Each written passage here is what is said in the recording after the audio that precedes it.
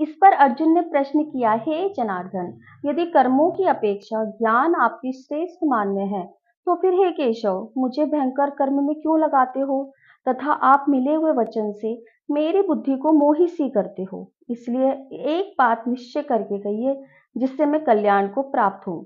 इस प्रकार अर्जुन के पूछने पर भगवान श्री कृष्ण महाराज बोले, हे निष्पाप अर्जुन, इस लोक में दो प्रकार की निष्ठा मेरे द्वारा कही गई है, ज्ञानियों के ज्ञान योग से और योगियों के निष्काम कर्म योग से। परंतु किसी भी मार्ग के अनुसार कर्मों को स्वरूप से त्यागने की आवश्यकता नहीं है, क्योंकि मनुष्य न तो कर्मों के न करने से निष्कर्मता को प्राप्त होता है और न ही कर्मों को त्यागने मात्र से भगवत साक्षात्कार रूप सिद्धि को प्राप्त होता है, तथा सर्वथा कर्मों का स्वरूप से त्याग हो भी नहीं सकता, क्योंकि कोई भी पुरुष किसी भी काल में क्षण मात्र भी बिना कर्म किए नहीं रहता है।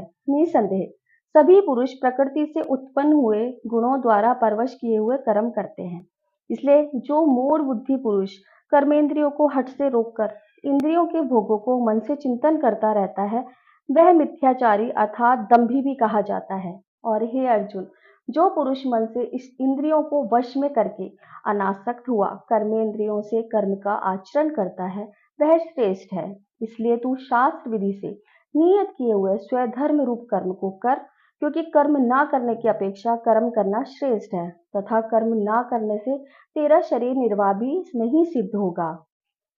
राधे राधे।